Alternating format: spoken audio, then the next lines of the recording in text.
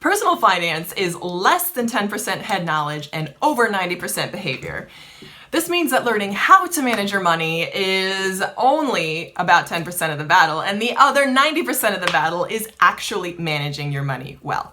This is great news because it means that financial success is achievable for just about anyone, but that you get to define what success means for you. So in this video, I'm going to be sharing with you my own current goals for managing my money, a little bit about my history and how I decided on these goals, and then I'm also going to share with you some strategies and tips that I use to keep myself accountable for my behavior as I move toward these goals.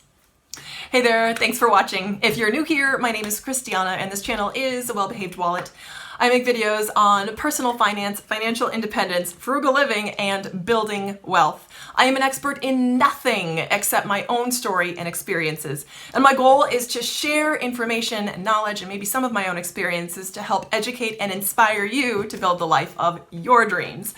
My goal is to love the life I have right now while building that life of my dreams. And I'm building the life of my dreams by doing the following. I'm being crystal clear about my financial goals and taking steps each and every single day to reach them. I am also being sure to live below my means and allocate my time and my resources in the ways that absolutely best align with my own personal goals and convictions. When I was growing up, I took violin lessons, and one of my violin teacher's favorite quotes was from Seneca. And that quote goes, "He is powerful who has himself in his own power." Again, he is powerful who has himself in his own power. And at the time I was like 11 or 12, but it really stuck with me because I think even then I realized that if you want to get anything done in this world, the first person you have to master is yourself. And really, ultimately, the only person you have control over is yourself. So this really came into play in my financial history because I'm learning that the only person that is responsible for my financial success or failure is me, ultimately. So to kind of give you some history on where I come from, the first sort of financial education I had was the Dave Ramsey Financial Peace Program. I have that kit behind me. I went through FPU at a local church, and I think it was a great foundation for financial understanding. I would say I agree with about 90% of what Dave says. I disagree a little bit on some of his investing advice and on the emergency fund. I also had a terrible experience with an endorsed local provider. I had a CPA do my taxes, and I did not have a good experience with that at all.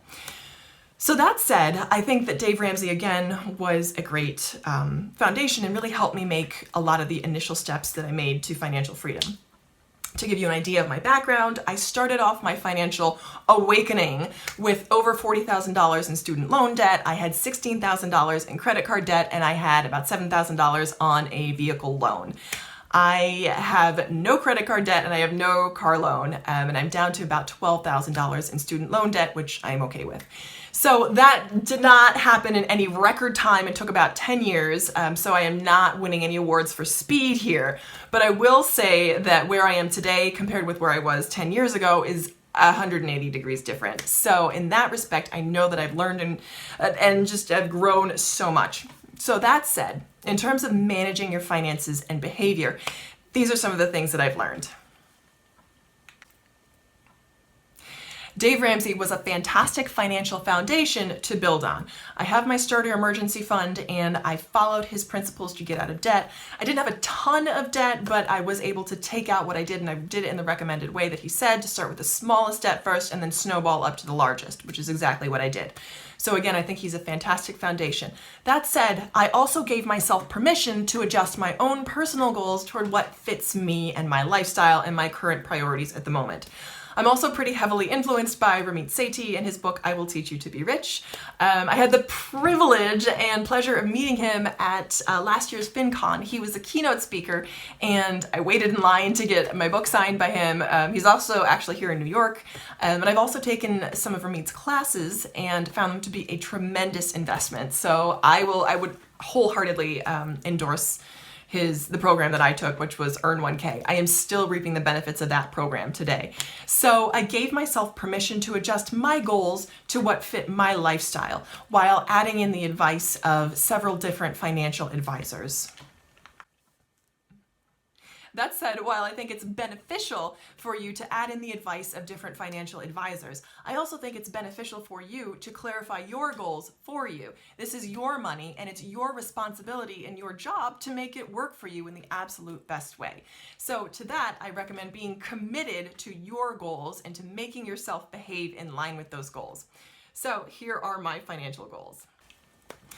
So my goals and priorities with money have kind of stayed consistent through those 10 years. I live a debt-free lifestyle. I believe for me, that is the absolute best policy at this point in my life. So beyond that, my priorities are, number one, to build a healthy emergency fund. This is probably the primary area I disagree with Dave Ramsey. I don't believe that baby starter emergency fund of $1,000 is useful or enough to cover any major emergencies. So for me, my number one priority right now is to build that emergency fund and to build that as quickly as possible. Number two is to support myself and my family in the best way possible. So I'm someone just sort of holistically from a lifestyle point of view, I believe in prevention rather than taking medicine after the fact. So what that means is specifically in regard to groceries, and I've kind of adjusted this as I go. I allow myself a very healthy preventative lifestyle that allows me to live a healthy and active life as opposed to trying to cope with making some cutbacks along the way. So that said, I also apply the principles of a frugal lifestyle and having my overall goal of financial independence to be in that mix as well. So point number three is to build that financial independence, which is point number three on my life. This is where I am heading. What is not a priority to me is how fast I get there. Like, I am not winning any awards for speed right now. I am not cutting things to the bone. I am not a lean fire running full out kind of chick. I am a financial independence focused woman who is making smart, informed, and educated decisions with her life. So I share these goals and priorities to say to you that it's okay to adjust your financial priorities for yourself, but these are your goals, and 90% of that, your behavior, will help you get there.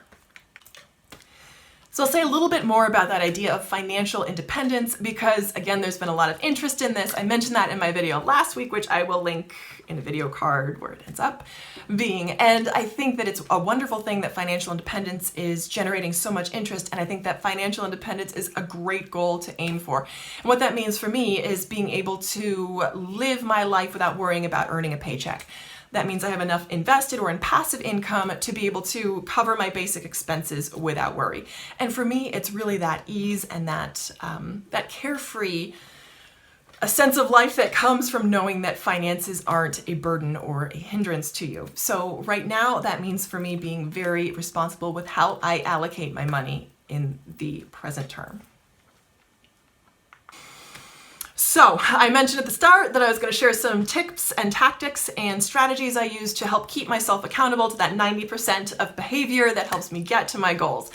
And here they are. So tip number one is that I track everything. I've always been someone that's obsessed with tracking. I keep a journal. I like to record things because it makes me feel accomplished, and it also gives me a sense of security and stability to see where I was in the past and to apply what I learned from my past decisions in history to my present behavior to help affect a better future. So that's strategy number one. If you're not doing it already, track everything. Point number two is to plan. So I put tracking first because it's helpful to have an idea of where you are.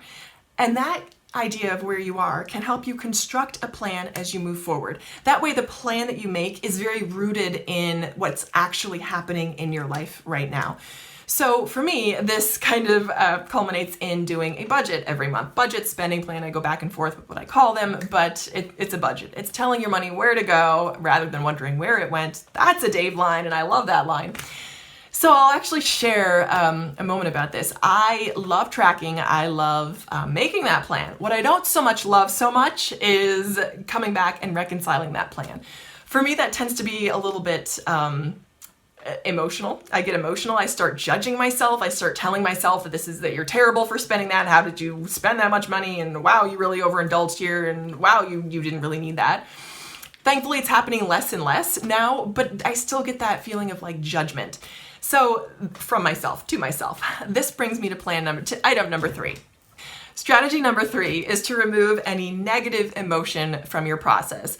And this is one that I need to remind myself of all the time. So yesterday I was closing out my numbers for the month, and I could tell that I was a little bit reluctant to do it. I had overspent even in categories that I thought I had a generous allocation for, and I was feeling like I was feeling down on myself, and I didn't really want to look at it. But then I was like, just remove that emotion. Just be very dispassionate about the numbers. Numbers don't have feelings. Numbers are just a reflection of what's happened. So I found that by removing the emotion, it gave me clarity on the situation. And I could see that it actually wasn't as bad as I thought.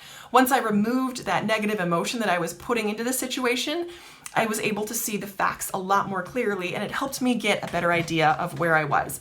So I find that this is key even now, and I know that it will be key going forward, because negative emotion doesn't serve you.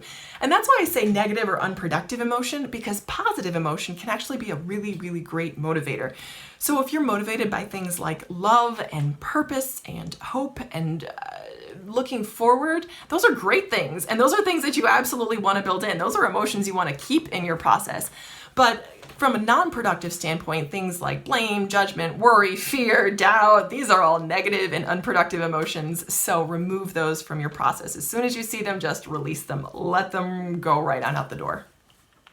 And strategy number 4 is perspective. And this is another one that I find so helpful in my process, is realizing that you are not at the top of the heap. You are not at the bottom of the heap. You could probably do a lot more, and you could probably afford to give yourself a little bit of a break. So really, for me, keeping perspective on my own behavior and my own actions is helpful. That said, that's not licensed to let yourself get away with murder, but it's always helpful to have an idea of where you are in relation to where you've been and where you hope to go. So here are my financial goals and the strategies that I've used to help myself move closer toward them. Thank you so much for watching, and I hope this has been helpful, and I hope you keep watching. Bye.